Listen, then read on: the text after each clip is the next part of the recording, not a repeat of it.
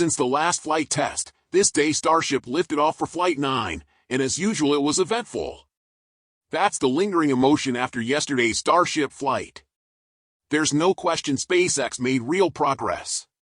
Key systems performed better than in previous missions, and the overall execution showed major improvements.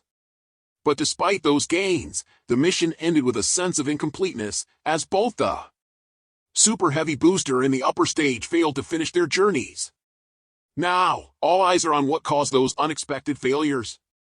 However, propellant leaks within the vehicle led to a loss of attitude control, causing an uncontrolled re-entry. In addition, we watched the first reused Super Heavy booster complete a controlled hot staging and higher angle of attack return before it exploded during engine ignition on the final landing burn. And how can SpaceX use this experience to improve?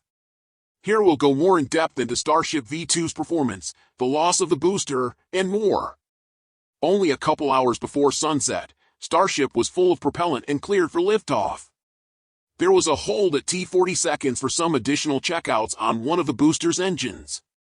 About half an hour before the launch, the livestream kicked off, capturing the mesmerizing scenes of vending and fuel loading as anticipation built across the world. The countdown faced 2 brief holds, but those delays only heightened the suspense and made the moment even more thrilling. The vehicle then lifted off, marking the first flight of a reused Starship booster. All 33 Raptor engines ignited as expected, pushing the massive rocket off the pad with thunderous force. Soon after, it cleared the tower and began accelerating.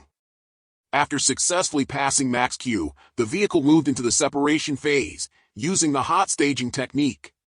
Main engine cutoff went exactly as planned, with all 30 outer and center ring engines on the Super Heavy booster shutting down precisely for stage separation.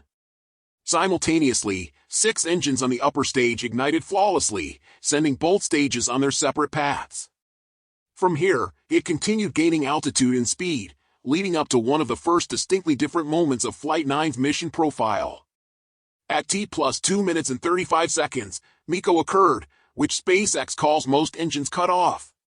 Seconds later, a part of hot staging, while both vehicles were still attached, the upper stage ignited its Raptor engines. All 10 center engines ignited perfectly with no failures. A major step forward and a clear demonstration of SpaceX's continuous improvements. The booster then moved into the landing phase, shutting down its engines as the hot staging ring was successfully jettisoned. Uniquely, on this flight, the hot stage ring between the 2 stages was altered to block specific venting holes. The purpose of this was to use the thrust from Starship's engines to push the booster in a known direction, something that hadn't tried before. In past launches, these flips had been random and required the use of more propellant to get the booster back to the launch site. While this was happening, the graphics showed that all 13 engines on Super Heavy were firing, a part of the boost back burn, as well as the 6 Raptor engines on the upper stage. In the background, you could see the booster making its way back toward the launch site. At T+3 minutes and 18 seconds, the boost back burn shutdown occurred with a center ring of engines shutting off. At this point, the jettison the hot stage ring, which you could see slowly separate from the booster. It's worth noting that besides the fact that this was a reused booster, it also was attempting a higher angle of attack re-entry. As the booster got closer to its landing burn, you could see the re-entry heating between the engines. It then went into the clouds before a large flash, followed by what looked like an explosion. Unfortunately, despite the promising performance up to that point, Booster 14's journey ended in disappointment. As it approached splashdown, the engines were supposed to reignite to decelerate and control the descent, but something went wrong. One of the center engines appeared to fail at a critical moment. Before there was time to analyze what had gone wrong, Booster 14 exploded midair just before reaching the ocean, and its signal was lost. While the Gulf waters weren't far away, Booster 14 never made it. Shortly after the flight, SpaceX released a statement. First to reflight of a Super Heavy booster, today's test objectives were designed to intentionally push Super Heavy to the limits, giving us real-world data about its performance that will directly feed into making the next-generation booster even more capable. Regarding safety, they reassured the public. As is standard for each test, the area in the Gulf containing the booster's flight path was cleared prior to launch. As for the cause of the explosion, no official details have been shared yet. However, it's possible that the ambitious objective SpaceX set for this flight played a role. Specifically, Booster 14 was tasked with testing a high angle of attack landing profile, which aims to conserve fuel by descending more steeply and resisting drag head-on. While this could optimize future landings, it also introduces greater aerodynamic pressure. And Booster May 14th have exceeded its tolerances during that demanding maneuver. The engine failure could also be related to ongoing issues with the igniter system, a known concern that SpaceX has been actively working to improve. In any case, while the loss of Booster 14 is disappointing, it's important to recognize that the booster was never intended to return to the launch site. The sea landing was always meant as a testing opportunity, and in that sense, the test was successful in gathering vital data.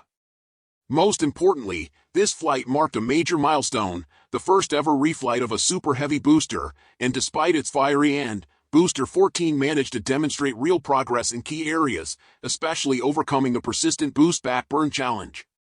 Its contribution to the program, both past and present, cannot be understated.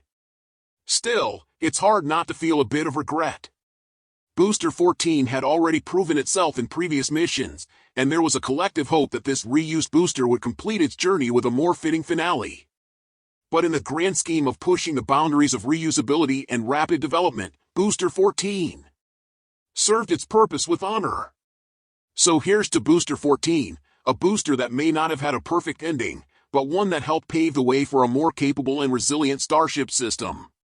Thank you, Booster 14. Going back to the first small flash, it's accompanied by the engine graphics showing all but one engine located in the center ring firing. On this flight, the booster was planned to splash down in the water, cutting its engines off a couple 100 feet in the air. This means that the loss of the booster didn't cause any damage to Stage 0 as it was over the water, not the launch site. While all of that was happening, the upper stage was still firing at 6 Raptor engines. At T+4 minutes and 17 seconds, you could see what looks like a leak that formed between the sea-level engines and one of the vacuum Raptor engines. A minute later, this became even more obvious, with the upper stage only about halfway through its burn. That being said, at T+6 minutes, Mission Control called out that the ship Raptors had nominal chamber pressure. There was also a hot spot on one of the Raptor vacuum engines. At T+8 minutes and 42 seconds, they first cut off the 3 vacuum Raptor engines, a part of the planned staggered shutdown. Then, at T+9 minutes, the final 3 sea-level engines in the center were shut down.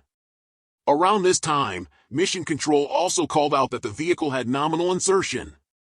The next mission milestone was a planned Starlink simulator deploy, however it was aborted. During the official live stream, they confirmed that they wouldn't be able to deploy the payloads. Later in the stream, they noted that this had to do with onboard leaks and not being able to open the payload door. Over the next 10 minutes or so, the only view we got was of Mission Control in California. You could see that the ship was beginning to lose attitude control. They then showed onboard cameras, which highlighted that the ship was spinning. At the time, they were quoted saying, "As you can see in some of the views and from some of the telemetry, we are in a little bit of a spin. We did spring a leak in some of the fuel tank systems inside Starship," he said. A lot of these fuel tank systems are used for attitude control, which was obviously lost. In other words, they could no longer control the ship, which requires the correct orientation for a successful re-entry. Even though attitude control was lost, the ship no matter what was on a suborbital trajectory and set to re-enter the atmosphere. Unfortunately, because of the loss of control, there would be no way to ensure the heat shield, which is only on one side, takes the brunt of the re-entry heating. As the clock went past T+41 minutes, you could see plasma start to build up on the vehicle. The camera next to the engines also showed this violent heating toward the aft section. Soon after the cameras cut off. A few minutes later, we got multiple different angles in the final moments of the ship. Just past T+46 minutes, you could see what looks like one of the aft flaps being melted away from the heating. It's worth noting that before entry, they invented any remaining propellant and also confirmed that despite its uncontrolled entry, it was still on a trajectory to enter within the general target zone in the Indian Ocean. At T plus 46 minutes and 50 seconds, the telemetry stopped. Not long after, the telemetry faded off the screen and the commentators confirmed that they had lost contact with the ship. For even more clarification to what happened to the ship, shortly after the flight, Elon tweeted saying, "Starship made it to a scheduled ship engine cut-off, so big improvement over the last flight. Also, no significant loss of heat shield tiles during ascent. Leaks caused loss of main tank pressure during the coast and re-entry phase. Lots of good data to review. Launch cadence for the next 3 flies will be faster at approximately 1 every 3 to 4 weeks. At the end of the live stream, they were quoted saying, "It's now coming down in the predetermined hazard area that was cleared ahead of flight. Not controlled, so we're not going to get all that re-entry data that we're still really looking forward to. This is kind of a new generation of ship that has different flaps, improved heat shield. A whole lot of things that we're really trying to put through the ringer. As there's a whole lot we still need to learn before we get to the next step that we're hoping for. Which is going to be that ship going orbital and eventually coming back here for a catch. So getting through one of these fully is going to be really important. It's not going to be today, but we're going to stick with the ship and see what else we can learn. As it makes its way through the atmosphere and brings an end to the 9th flight test," he said. In this case, both the booster and ship were lost before completing all their mission milestones. However, SpaceX highlights that while the mission did come to an early end, they were still able to gather some valuable data. The booster, for example, did complete its higher angle of attack return along with the successful controlled hot staging. As for the ship, neither the payload deployment or the engine relight in space was able to be completed. Instead, we saw a similar end as Flight 3, which also had an uncontrolled re-entry and early loss of the ship. This marks the 3rd loss of Starship V2, which will force teams at SpaceX to look at the design. And in this case, what led to propellant leaks within the vehicle and ultimately its demise. And one last quote, they said, "Still a lot of work to do, but a really big moment. It's a test program, and that's what we're here to do. We're here to learn." Would have been great to see ship get all the way through its objectives today. But with all that data that came down through the Starlink system, we're definitely going to learn. And we're definitely going to fix that and push forward, they said.